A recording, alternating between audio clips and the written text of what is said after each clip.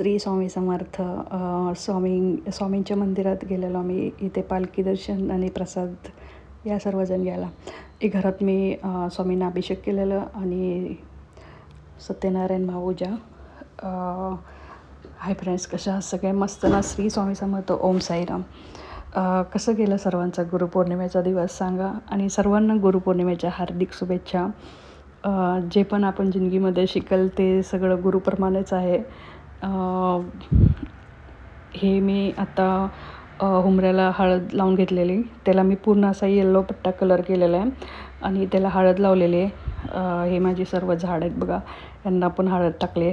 हळद अँटीबायोटिक असते, त्याच्यामुळे झाडांमध्ये जे पण काही किडी वगैरे असते ते हे होऊन जाते. हे ते फुलं वगैरे भरपूर सारे घेऊन आली होती मी हे करायला, का तर सत्यनारायणची पूजा पण करायची होती आणि स्वामींना अभिषेक वगैरे पण करायचा होता. आता माझा हा अभिषेक चालला आहे स्वामींना करायचा. पूर्ण दिवस एवढा गडबडीत गेला ना. नंतर सगळं झालं की आवरलं की परत स्वामींच्या मंदिरात गेलो होतो आम्ही. अहमदाबादमध्ये नारोल मठमध्ये स्वामींचं हे आहे. तर असं वाटत होतं पूर्ण अक्कलकोटगत असं पूर्ण भरलेलं होतं. असं झालं होतं. म्हणजे जसं जसं सर्वांना माहिती पडेल तसे मराठी लोक तिथे यायला लागलेत. एवढं सुंदर वाटते ना खरोखर. ही माझी स्वामींची पूजा झालेली आहे. श्री स्वामी समर्थ. जीवनामध्ये आपल्याला जे कोणी चुकीचं बोलून जाईल किंवा खराब बोलून जाईल, चांगलं बोलून जाईल, त्याच्यातून पण आपल्याला शिकायला भेटतं. का तर खराब बोललं त्याच्यात काहीतरी असतं की ह्या वगैरे खराब आपल्याला का बोललं, किती आपल्याला खराब बोललं त्याच्यातून काहीतरी शिकायला भेटतं आपल्याला. आणि जे चांगलं बोलतात ते पण शिकायला भेटतं. त्याच्यामुळे कोणाचा हे करत बसायचं नाही, करत बसायचं नाही. हा बाबा तू बोलतोस ना, बोल. सगळं आम्हाला त्यातून सगळं थोडं तरी आपल्याला शिकायला भेटतं. आणि समोरच्याला बोलायचं नाही. हे माझ्या वडिलांनी केलं होतं की जे समोरचं बोलतं ना बोलू दे, एवढं पण आपण हे एकदम करायचं. माझ्या पप्पा असे म्हणायचे की माझ्या पप्पांना ना म्हणजे एवढं दुसऱ्यांचा विचार करायचे नाही. दारासमोर जरी कोणी काही मागितलं की नाही, जेवायचं माझ्या आईला बोलायचं जेवायला वाटतं ना. स्वामींची पूजा आणि सत्यनारायणची पूजा होती. आता आम्ही अक्कलकोट लक्षात आलं, स्वामींच्या मठात चाललो आहे. तर प्रत्येकाकडून काही ना काही आपल्याला शिकायला भेटतं. म्हणून सर्वांना गुरुपौर्णिमेच्या हार्दिक शुभेच्छा. आणि कधी कोणाचं वाईट विचार करायचा नाही, कधी कोणाचं खराबही करायचं नाही की तो तसा हा असा. जसं असेल तसं ते समोरच्याला आपण हे करायचं की त्याच्याकडून आपल्याला काय शिकाय भेटतं हे बघायचं.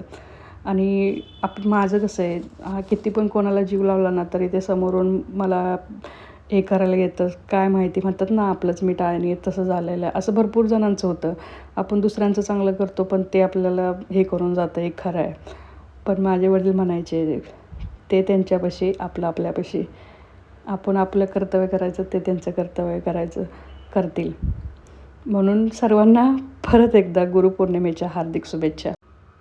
इथे स्वामींच्या मठात आलो होतो. तर भरपूर जणांनी स्वामींना भरपूर प्रसादी वगैरे घेऊन आले होते. इथे स्वामींची पालखीचं वगैरे दर्शन, हे बघा पादुका वगैरे आहेत. आणि इथे ना स्वामींच्या मंदिरात पूर्ण असं महाराष्ट्रीयन हे होऊन जातं. साईबाबाचं हे आहे, पुन्हा गजानन महाराज आहेत, विठ्ठल रुक्माई आहेत, पुन्हा दत्त महाराज आहेत. सर्व म्हणजे इथं महाराष्ट्र हे होऊन जातं. कुठे जायची गरज नाही असं इथे. आणि सर्व एवढे दिसतील तेवढे सगळे महाराष्ट्रीयन आहेत.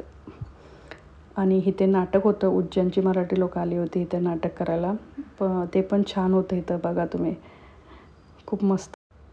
तर आम्ही इथे आता आलो आहे. इकडे येतं नारोल, तुम्हाला माहिती असेल खूप ट्रॅफिक असतं. तर आलं की पहिले आम्ही दर्शन घेतलं स्वामींचं.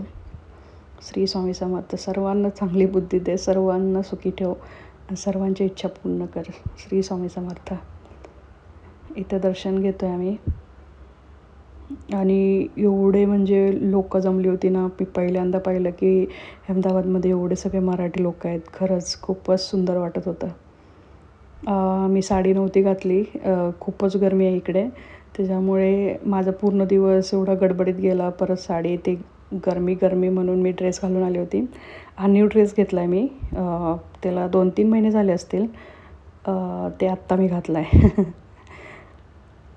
रस्ट ऑरेंज खूप चालला हा कलर आता. आजकाल ह्याच्या साड्या पण भरपूर जणी घेतात, मस्त वाटतो. इथे सर्वजण आता दर्शन करत आहेत. आणि कशी गेली तुमची गुरुपौर्णिमा नक्की सांगा. आणि सर्वांना परत एकदा गुरुपौर्णिमेच्या हार्दिक शुभेच्छा.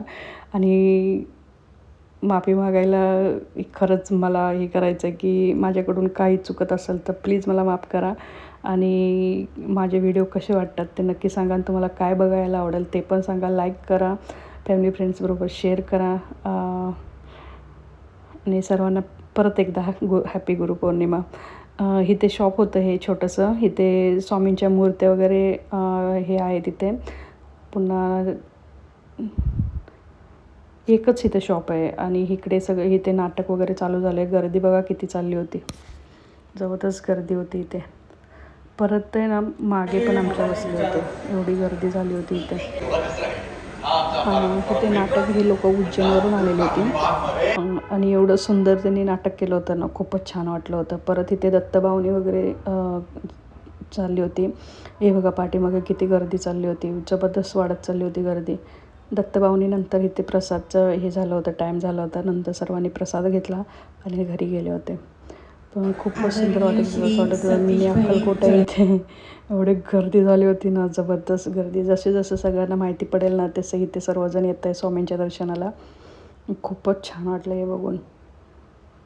आता हे पूर्ण नाटक वगैरे संपल्यानंतर इथे दत्तभावनी बोलत होते. इथे त्यांचा सत्कार वगैरे चालला होता हे करायचा. ही लोक सर्व मराठी आहेत, उज्जैनवरून आले आहेत इथे. स्वामींसाठी खरंच हे असतं. आता इथे दत्तभावनी चालले ऐका.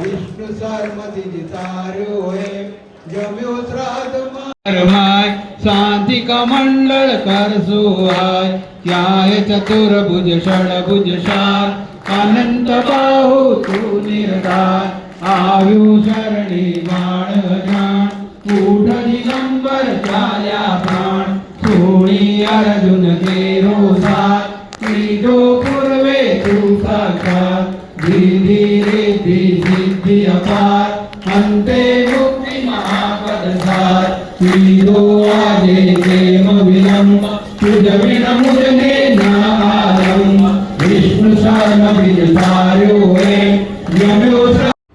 आता इथे टेबल लागले होते. तर बघा इकडे एक साईडला जेंट्सची लाईन होती आणि एका साईडला लेडीजची लाईन होती. आणि गर्दी बघूनच, आणि हे सर्व मराठी आहेत. आणि हे पहिल्यांदा मला समजलं आहे की एवढे सगळे मराठी अहमदाबादमध्ये आहेत. शपथ माहिती नव्हतं. का तर मी जिथे राहते बिल्डिंगमध्ये तिथे फक्त मी एकटीच मराठी आहे, नाही सर्व गुजराती आहेत. त्यामुळं मला हे सर्व बघून असं वाटत होतं मी महाराष्ट्रामध्येच आहे की काय, असं वाटत होतं मला. आणि जसं मम्मी पप्पा आपल्याला साथ देतातच, पण जसं लग्न होऊन आपल्याला वाटतं ना मम्मी पप्पा आपल्यासाठी काय करतात आणि काय नाही, हे लग्न झाल्यानंतर आपल्याला समजतं. आपल्या आईवडिलांची आपल्याला तेव्हा जाणीव कळते. आपण नुसतंच बोलतो ना माझे आईवडील बोलतात, पण ते कशासाठी बोलतात हे लग्न झाल्यानंतर समजतं. आपल्याला जेव्हा मुलं होतात तेव्हा खूप रडायला येतं मला असं बोलताना. पण एवढं हे झालं होतं ना, खरोखर आईबापांसारखं ना शिकवण, म्हणजे गुरुसारखं आईबापांसारखं ना कोणच नसतं या दुनियेत. आईबाप जेवढे हे करतात ना, चांगले सल्ला देतात, वाईट सल्ला देतात, त्यांच्या रागात पण चांगला सल्ला असतो.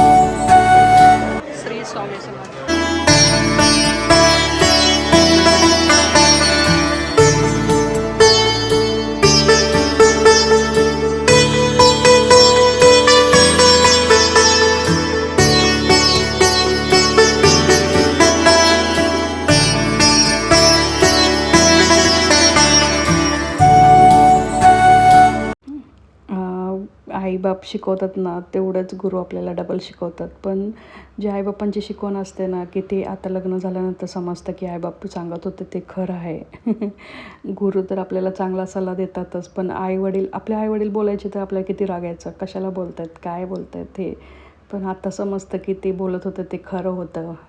म्हणून आईवडिलांना पण हॅप्पी गुरुपौर्णिमा सर्वांच्या. आणि आपल्या गुरूंना तर आहेच सर्वांचा नमस्कार. आणि स्वामींचा आशीर्वाद म्हणजे खूपच हे आहे. हे मी आता प्रसादी घेतलेला आहे. स्वामींचा आशीर्वाद म्हणजे त्यांचा म्हणजे शब्दच कमी पडतील एवढा त्यांचा आशीर्वाद खूप मोठा आहे आपल्या यांच्यावर. त्याच्यामुळे सर्व काही छान चाललं आहे. इथे डाळ भात होता, पुरी, चण्याची भाजी आणि तोंडलीची भाजी होती, लाडू होता.